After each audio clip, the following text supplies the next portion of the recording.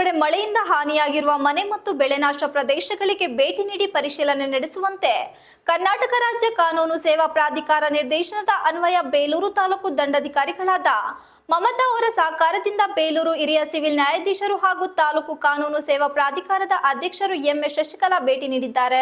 ಬೇಲೂರು ತಾಲೂಕಿನ ಹಲವು ಕಡೆ ಮಳೆಯಿಂದ ಹಾನಿಯಾಗಿರುವ ಮನೆ ಮತ್ತು ಬೆಳೆನಾಶ ಪ್ರದೇಶಗಳಿಗೆ ಭೇಟಿ ನೀಡಿ ಪರಿಶೀಲನೆ ನಡೆಸುವಂತೆ ಕರ್ನಾಟಕ ರಾಜ್ಯ ಕಾನೂನು ಸೇವಾ ಪ್ರಾಧಿಕಾರ ನಿರ್ದೇಶನದ ಅನ್ವಯ ಬೇಲೂರು ತಾಲೂಕು ದಂಡಾಧಿಕಾರಿಗಳಾದ ಮಮತಾರವರ ಸಹಕಾರದಿಂದ ಬೇಲೂರಿನ ಹಿರಿಯ ಸಿವಿಲ್ ನ್ಯಾಯಾಧೀಶರು ಹಾಗೂ ತಾಲೂಕು ಕಾನೂನು ಸೇವಾ ಪ್ರಾಧಿಕಾರದ ಅಧ್ಯಕ್ಷರು ಎಂಎಸ್ ಶಶಿಕಲಾ ಅವರು ತಾಲೂಕು ದಂಡಾಧಿಕಾರಿಗಳು ಸಿದ್ಧಪಡಿಸಿರುವ ಮಳೆ ಹಾನಿಗೊಳಗಾಗಿರುವ ಪಟ್ಟಿಯನ್ನಾಧರಿಸಿ ಹಲವು ನ್ಯಾಯಾಧೀಶರು ತೆರಳಿ ಸ್ಥಳ ಪರಿಶೀಲನೆ ನಡೆಸಿ ಹಾನಿಗೊಳಗಾಗಿರುವ ಜನರಿಗೆ ಶೀಘ್ರದಲ್ಲಿ ಪರಿಹಾರ ಒದಗಿಸಿಕೊಡುವಂತೆ ತಾಲೂಕು ದಂಡಾಧಿಕಾರಿಗಳಿಗೆ ಸೂಚಿಸಿದರು. ಈ ಸಂದರ್ಭದಲ್ಲಿ ಬೇಲೂರು ತಾಲೂಕು ಕಚೇರಿಯ 2ನೇ ದರ್ಜೆ ತಹಶೀಲ್ದಾರ್ ಅಶೋಕ್, ಕಸಬಾ ಕಂದಾಯ ಅಧಿಕಾರಿ ಯೋಗಾನಂದ, ಪೊಲೀಸ್ ಸಿಬ್ಬಂದಿ, ನ್ಯಾಯಾಲಯದ ಪ್ರಕಾಶ್, ಗಿರಿಯಪ್ಪ ಉಪಸ್ಥಿತರಿದ್ದರು.